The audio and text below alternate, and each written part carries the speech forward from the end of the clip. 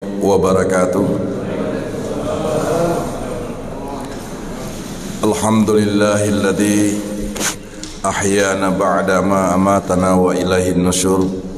Asyhadu an la ilaha illallah wahdahu la syarika la ila sayyidil ghafur wa ala alihi wa sahbihi ila rabbil maghfur, amma ba'd. Bapak-bapak, ibu-ibu, jamaah subuh yang dirahmati oleh Allah Subhanahu wa taala. Syukur alhamdulillah kita kembali dihidupkan oleh Allah. Sejak semalam kita telah dimatikan oleh Allah Subhanahu wa taala, atau yang disebut dengan al-mautus sagir, yaitu mati kecil. Imam Al-Ghazali Ihya Ulumuddin Hujjatul Islam, mati ada dua, ada al-mautul kabir dan ada al-mautul sagir. Mati kecil itu adalah tidur, dan tidur itu dianjurkan dalam agama cuma 3 saja. Yang pertama ada yang disebut dengan ailula, yang kedua ada yang disebut dengan qailula, yang ketiga adalah tidur hailula. Jadi ailula itu tidur sesudah subuh. Sebaiknya jangan tidur sesudah subuh, karena katu'ur rizqa, terputus rezeki. Bahkan Nabi berdoa, Allahumma barik li ummati fi bukuriha, ya Allah berikanlah keberkahan umatmu di pagi hari. Makanya kenapa susah promosi jabatan, susah naik pangkat, susah juga level kita berbeda, karena memang Nabi mendoakan umatnya di pagi hari. Allahumma barik li ummati fi bukuriha, ya Allah berikanlah keberkahan umatmu di pagi hari. Bahkan kalau kita lihat hadis Rasulullah, walaupun itu adalah ungkapan utlubul ilma walau bisin, tuntut ilmu sampai ke negeri Cina, itu adalah bagian daripada naluri dagang dan manajemen dagangnya Rasulullah sallallahu alaihi wasallam. 22 orang yang berangkat ke Cina dipimpin oleh seorang sahabat namanya Sa'du bin Abi Waqqas. Sa'du bin Abi Waqqas ini adalah sahabat Nabi yang memimpin delegasi ke Cina, dan sekarang beliau meninggal di Guangzhou, ya, dan dikuburkan di Guangzhou. Namanya Sa'du bin Abi Waqqas. Inilah yang mengadopsi sekaligus juga melakukan penelitian, observasi dan eksperimen tentang naluri dagang dan manajemen dagang, sehingga Rasulullah SAW melakukan kolaborasi bersama-sama. Ada sinergitas antara ilmu ekonomi Saudi atau Arab bersamaan dengan Cina, dan itu menjadi pembuktian nyata. 1000 kurang lebih 1000 visa haji dan umroh diberikan sebagai penghargaan dan hadiah bagi Cina, karena produksi Cina mewarnai kota Mekah dan kota Madinah. Inilah yang terjadi. Kita beli cerek made in Cina, beli tasbih made in Cina, beli sajadah made in Cina. Padahal jamaah mereka cuman lebih 1000 lebih, tetapi mereka dibebaskan visa karena mereka adalah kolaborasi dan sinergitas antara ilmu ekonomi Saudi dengan ekonomi Cina. Ini penting kita pahami. Salawat dan salam selalu kita curahkan kepada junjungan kita Nabi Muhammad ni Abdullah Rasulullah sallallahu alaihi wasallam. Abdullah bin Awam adalah seorang sahabat yang melebihi dari sahabat-sahabat yang lain kecintaannya juga.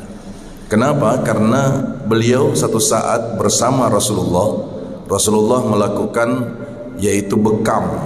Bekam itu ya kita pahami, karena itu bagian daripada solution problem dari ilmu kesehatan Rasulullah. Akhirnya beliau bekam. Beliau sampaikan kepada Abdullah bin Awam, anak daripada Zubair bin Awam, tolong darah kotor saya ini buang ke belakang, dan usahakan darah itu tidak bisa dilihat oleh orang lain. Karena memang kita ketahui, jangankan bicara darah, air mata saja Rasulullah SAW itu menyentuh bumi, Jibril larang, karena nanti bumi akan meneteskan air mata dan merasa sedih kalau air matamu ya Rasul menetes di bumi ini. Akhirnya apa yang dilakukan Zubair, yaitu Abdullah bin Awam, dia buang yaitu sisa daripada darah bekamnya Rasul. Tapi karena Rasulullah bilang jangan dilihat orang, maka ternyata beliau tidak buang, tapi beliau meminumnya sisa air bekam itu.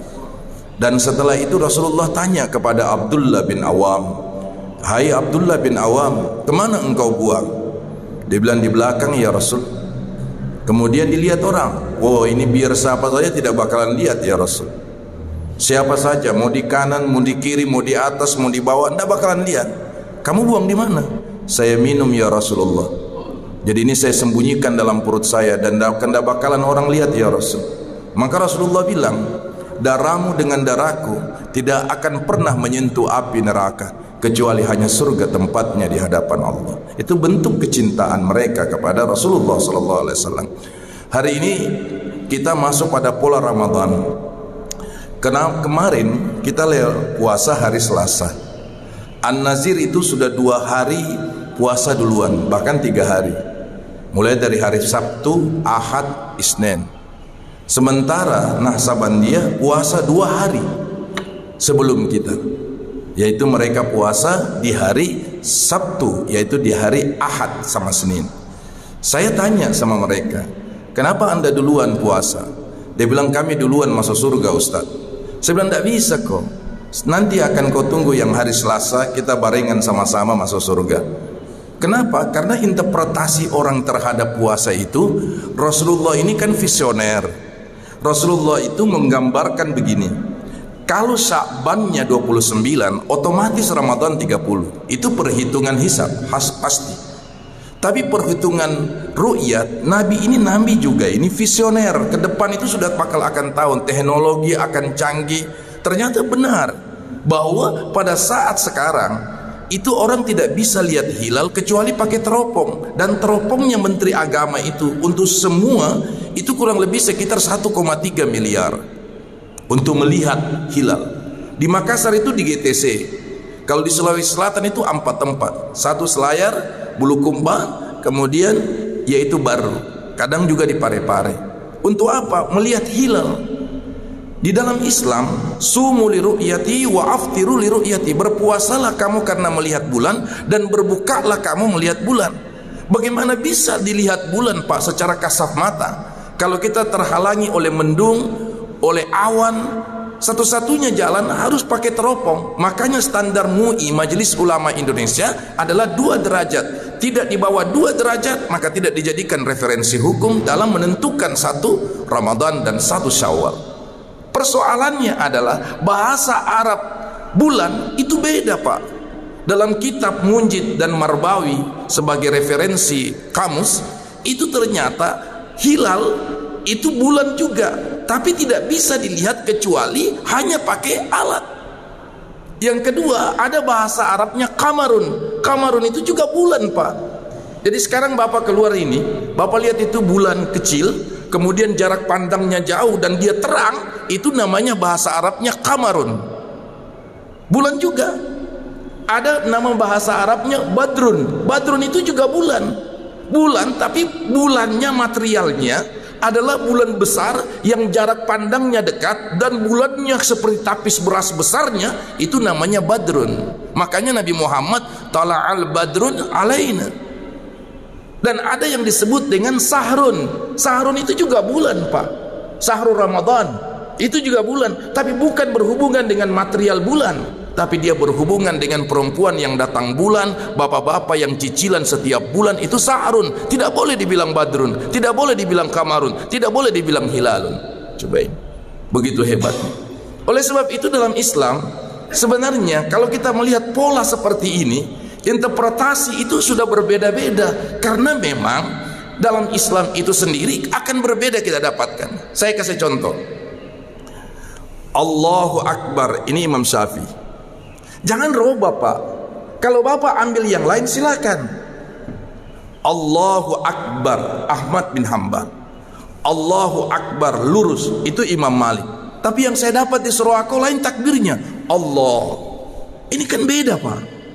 Maksudnya dasar apa yang kita bisa jadikan pijakan? Interpretasi terhadap itu silakan. Belajar agama iya, memahami agama iya, tapi menguasai agama disekolahkan, Pak.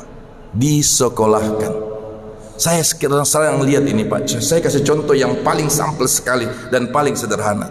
Terlalu banyak jamaah itu dia kejar tayang untuk baca Al-Quran. Bayangkan Pak, ada orang 3 hari saja baca Al-Qurannya khatam Pak, 3 hari Pak, tapi tidak mampu merasuk pada norma pola pikir dan pola hidup, sehingga dia 3 hari khatam Al-Quran, tapi korok-korong masih jalan, emosi masih jalan.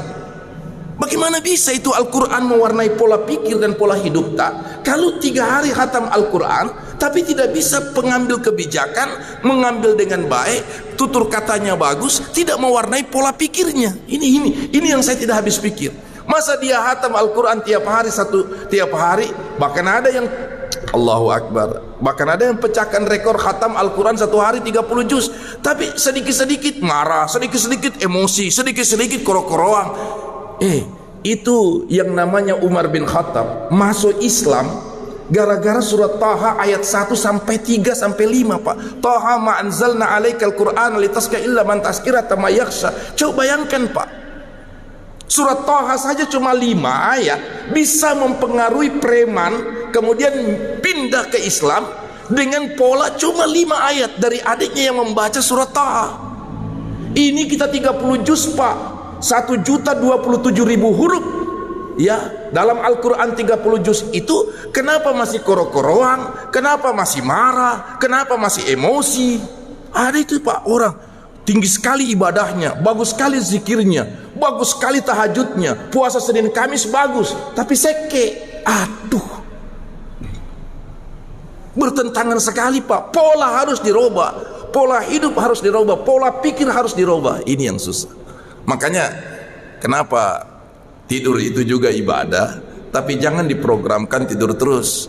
Ailula itu tidur sesudah subuh, dan ada hailula, tidur sesudah asar. Yang paling bagus itu kalau ailula itu tidur sesudah subuh, itu memandekkan rezeki. Kalau tidur di sholat asar itu anil majnun, memori loadingnya agak lambat, mingatnya terlalu agak kurang lah kalau tidur habis sholat asar. Tapi yang dianjurkan Nabi tidur kailula, yaitu menjelang sholat dohor. Kira-kira sholat dohor jam 12:05, Bapak tidur jam 11 ke 12 1 jam. Di situ nih kualitas tidur yang paling bagus menurut Rasulullah, kailula. Nah ini yang paling penting. Jadi kita pahami itu ibadah dalam perspektif yang berbeda, merubah pola pikir dan pola hidup. Sebenarnya di situ pentingnya Pak. Kalau kita coba kontinuitas, rutinitas, volume ibadah tinggi, tapi dampak sistemiknya tidak mempengaruhi orang, Pak. Sekarang ini saya lihat, dampaknya itu luar biasa. Sedikit-sedikit marah, sedikit-sedikit tersinggung. Padahal itu Pak, kalau orang tua dengan umur sekian, Profesor Dr. Zakia Darajat, ahli psikolog kejiwaan agama bilang, sebenarnya makin tua itu makin bijak orang, apalagi kalau ada sentuhan Al-Quran. Tapi ada itu orang Pak, makin tua makin korok-koroang, makin emosi, makin tidak terkontrol, asal keinginan hajatnya tidak terpenuhi, ada yang berdampak kepada yang lain. Jangan Pak, Al-Quran itu bukan teoritis, tetapi dia butuh pengamalan. Saya kasih contoh, seorang dokter ahli THT dunia, Profesor Dr. Sahrul Majid, yang referensi PBB, bilang, tidak ada yang lebih steril Pak, agama samawi, agama langit dan agama bumi, kecuali Islam. Ya, saya ketemu orang Aigur waktu di Mekah. Satu-satunya bus saya yang dilarang berakses ke Mekah karena di doubling, di pas ditutup untuk close Mekah. Kami sudah di Bir Ali, 120 bus tidak boleh masuk Mekah karena corona. Kami suruh pulang. Pulanglah kami dengan pakaian ihram, untung belum berniat. Sampai di Mekah saya ketemu orang Aigur 7 orang, yang satu provinsi dengan Wuhan. Saya tanya sama mereka, Muhammad, kef corona? Dia mafi corona, ana sahibul fil masjid. Kami bersahabat dengan masjid, kami duduk di masjid, kami sholat tahajud di masjid, kami baca doa tolak bala di masjid, kami kunut nazilah di masjid, kami baca Al-Quran, kami berlindung kepada Allah. Alhamdulillah kami di Wuhan dan orang Aigur tidak ada satu orang yang kena dengan itu. Saya tanya mereka, apa amalanmu? Dia bilang, kami kembali back to basic, kami kembali kepada ajaran Rasulullah. Ternyata setelah saya buka beberapa kitab Al-Askar An-Nawawi, Al-Marakib Imam Syafi'i, kemudian Al-Muwatta'nya Imam Malik, ternyata wudunya Nabi itu setengah jam sampai 1 jam, Pak. Itu yang mereka amalkan, setengah jam sampai 1 jam. Sekarang kita bertanya, coba kita komparatifkan, bandingkan antara wudu dengan wudunya orang Aigur yang sangat sistemik dengan berdasarkan referensi Quran dan Sunnah. Coba Bapak Ibu, Nabi itu wudu, Pak, setengah jam. Apa yang dibaca? Ternyata tangan, Allahumma ja'alni ma'an tahuran, masukkan air di mulut, Allahumma a'inna ala dzikrika wa syukrika husni ibadatik. Masukkan air di hidung, Allahumma ja'alni raihatal jannah. Masukkan air di muka, Allahumma bayyit yawma tabyadu wujuh wa taswaddu wujuhum. Masukkan tangan kanan, Allahumma ati kitabi bil yamini wa hasibni hisaban yasira. Masukkan air tangan kiri, wala tu'ti kitabi bishimali aw min wara'id dhuhri. Masukkan air di rambut, Allahumma harrim sya'ri wa bashari 'alan nar. Masukkan air di telinga, Allahumma ladina fayattabi'una ahsana. Masukkan air di kaki, Allahumma tsabbit qadami 'ala sirat. Nabi doa begitu. Kita Pak,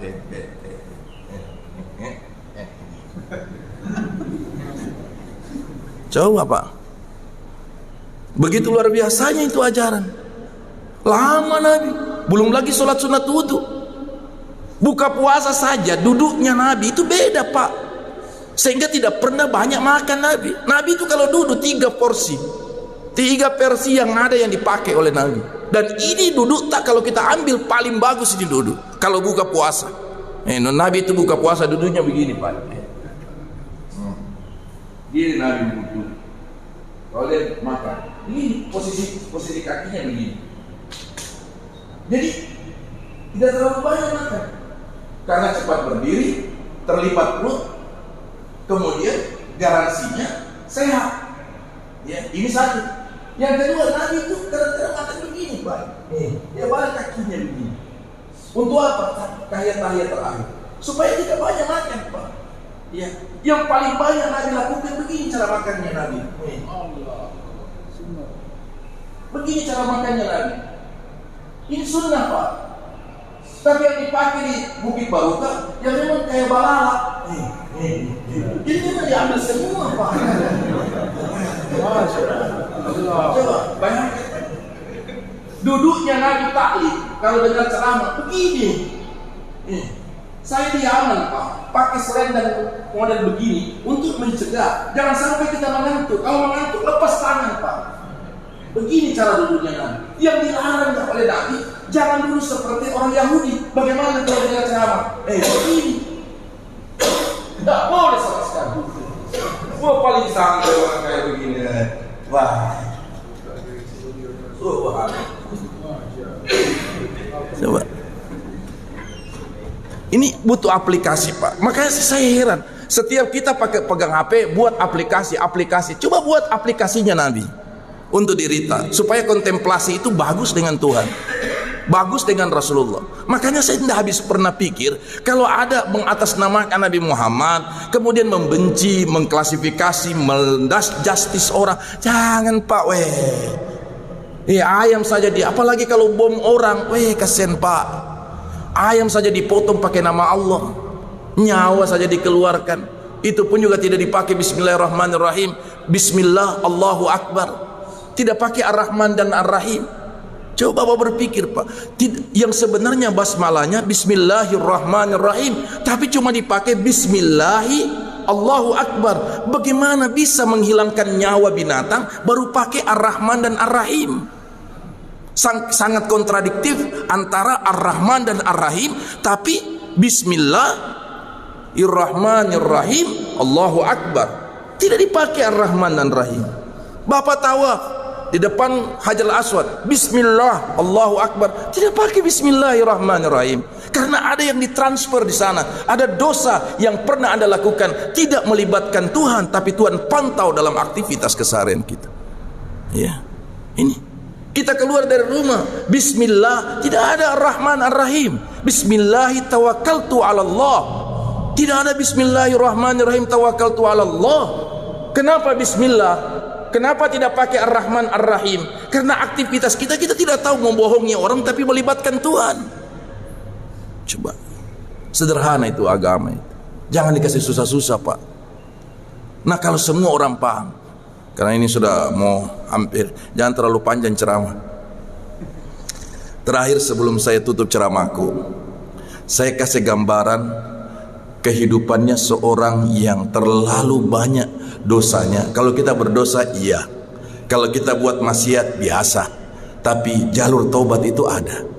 Saya kasih contoh dalam kitab Al-Jaza min Jinsil Haya, dijelaskan ternyata Bapak kalau ke Turki ada satu kubur, namanya kuburnya Mustafa Kemal Atatürk. Nanti insya Allah Bapak ke sana. Siapa manusia ini? Siapa orang ini? Siapa orang ini? Ya, Mustafa Kemal Atatürk. Satu. Mustafa Kemal Atatürk itu, Pak, ternyata dalam kitab Al-Jaza min Jinsil Haya itu luar biasa pada saat wafatnya. 15 hari wafatnya, Pak. Tidak ada orang yang mengkuburkan. Coba bisa bayangkan ini orang. 15 hari mati, Pak. Tidak ada orang mengkuburkan. Nanti kakaknya datang ke majelis ulama kota Turki, minta supaya dikuburkan orang ini. Hari ke-16 mayatnya baru dikuburkan. Pada saat dikuburkan, Bapak lihat perbedaan sekali penguburannya kita di Indonesia dengan di Saudi, dengan di Turki, dengan di Mekah dan Madinah, beda sama sekali. Mereka cuma punya lubang kecil baru dimasukkan mayatnya. Kalau kita kan lebarnya 2 meter, ya, lebarnya 2 meter. Kemudian posisi mayat itu terbuka mulai dari kaki sampai kepala dimasukkan bersamaan. Tapi kalau di Saudi enggak, Pak, kepala dulu masuk. Nah, anehnya Mustafa Kemal Atatürk ini dimasukkan baru setengah kepalanya, terpental itu mayat, terlempar naik ke atas. Karena terlempar, tanah tidak mau terima. Demonstratif juga tanah, unjuk rasa juga tanah. Artinya saya kotor, tapi Anda jalan di muka saya, di permukaan saya, Anda lebih kotor daripada saya. Akhirnya apa, Bapak? Dimasukkan, terpental naik ke atas, tidak bisa dikuburkan. Akhirnya diambilkan batu gunung, batu kali, 4 ton beratnya. Masuk mayat, didorong dengan batu 4 ton berat. Waktu didorong masuk pak, pres, masuk mayat. Akhirnya dikuburkan. Dampaknya secara lingkungan di ring satunya kuburan itu, ring 2 dan seterusnya, ternyata semua orang pakai masker, Pak. Karena ternyata mayat itu bau bangkai, botok, kemudian bau sampah. Akhirnya terganggu masyarakat di sekitar lingkungan itu, minta mayatnya dikuburkan, dipindahkan. Digalilah mayat itu, padahal sudah dikuburkan 4 tahun. Akhirnya begitu dikuburkan, digali mayatnya, 4 tahun ini mayatnya tidak posisi hancur, masih utuh, Pak, dengan posisi bangkai, baunya luar biasa. Dipindahkan kemana? Oleh kerajaan Turki pada saat itu, dipindahkan ke atas gunung, karena tidak ada lingkungan dan tidak ada pemukiman daerah situ, sehingga tidak berdampak kepada masyarakat yang ada di lingkungan itu. Begitu dipindahkan ke gunung, mau dimasukkan lagi ke liang lahat, dipakaikan eskavator, masuknya mayat baru setengah, terpental lagi naik mayat, tidak bisa dikuburkan. Akhirnya diambil molen, ya, diambil pengecoran besar, kemudian materialnya dimasukkan ke dalam mayat. Mayat pas dimasukkan, didorong masuk dengan material ke dalam, kemudian diambil marmer yang beratnya 44 ton. Jadi masuk mayat langsung dicor baru ditindis dengan marmer 44 ton. Rata, naik sedikit begini. Itu jadi destinasi di kota Turki. Saya datang ke kuburannya, Pak, karena saya tahu, saya baca kitabnya. Saya datang ke sana. Begitu saya datang ke sana, jamaah umroh saya datang sama-sama. Begitu datang ke sana, Pak, apa yang terjadi? Ternyata sebelum kita masuk ke kuburannya, disuruh dulu pakai masker. Dan semua orang yang masuk ke sana dipakaikan parfum minyak-minyak disemprot dari atas kepala sampai ke bawah, supaya ada yang mendabling, ada yang memfilter, supaya kalau bau di dalam, insya Allah baju tidak bau. Ternyata tidak mampu parfum itu, menempel semua baunya dan kotorannya sampai ke badan tak semua. Sampai-sampai naik di bus, itu jamaah ngomong semua sama saya, "Ustadz, siapa yang buang angin? Siapa yang kentut?" Padahal itu baunya luar biasa. Kalau manusia sudah seperti ini modelnya, Pak, jangan dulu tanya masih adakah hidayah dari Allah. Kalau soal akidah, Pak, ada dispensasi Tuhan, itu hak prerogatifnya Allah. Makanya biasa kalau orang di Saudi, di Mekah, orang tanya sama saya, "Ustadz, begitu bagusnya jadi imam." Saya bilang, memang. Saya, Pak, 4 kali jadi imam di Masjidil Haram. Saya syukur sekali. 4 kali, Pak, saya jadi imam di Masjidil Haram. Kan imamnya Masjidil Haram Sudais, Abdurrahman Sudais. Kalau imam Masjid Nabawi namanya Abdurrahman Ali Al-Khuzaifi. Abdurrahman juga, dan saya juga Abdurrahman, Pak. Ya, Abdurrahman Qayyum. 4 kali saya jadi imam di Masjidil Haram. Waktu itu ada jamaah umroh saya yang belum sempat sholat isya. Mereka minta sama saya, "Ustadz, kita jadi imam." Saya imam, Pak. Waktu itu, "Ustadz, kita jadi imam sholat isya." Saya jadi imam di Masjidil Haram, Pak. Saya minta. Jadi saya imami mereka dengan 4 bus itu. 4 kali saya jadi imam di Masjidil Haram. Bukan imam besar, Pak. Ya, bukan imam besar. Jadi intinya adalah ibadah itu privasi, urusan Tuhan. Tidak usah pamer. Tidak. Sekarang ini, Pak, biar orang mau buka puasa, jalan kote na foto, Pak. Baru berikan keterangan di bawah, "Alhamdulillah saya buka puasa." Bukan puasa Ramadan, puasa hari Senin dan Kamis. "Alhamdulillah saya buka puasa ditemani sama jalan kote." Itu urusan ibadah privasi sama Tuhan. Ada itu orang baca Al-Quran, Pak. Ini hari ke-9. Dia foto itu Al-Qurannya, baru dia komentar di bawah, "Alhamdulillah 9 juz sudah saya selesai." Pak, ibadah itu privasi untuk Tuhan. Tidak usah ada orang tahu. Makin orang tidak tahu makin baik. Masih banyak orang yang sudah khatam 30 juz, kau baru 9 juz, masih banyak yang lain. Makanya intinya adalah ibadah itu kontemplasi kepada Allah yang sangat privasi untuk diri kita di hadapan Allah. Bapak Ibu tahu, di pintu Babu Salam di Madinah ada tertulis, tidak bagusnya itu. Saya ini orang Indonesia tersinggung sekali, Pak. Tersinggung sekali.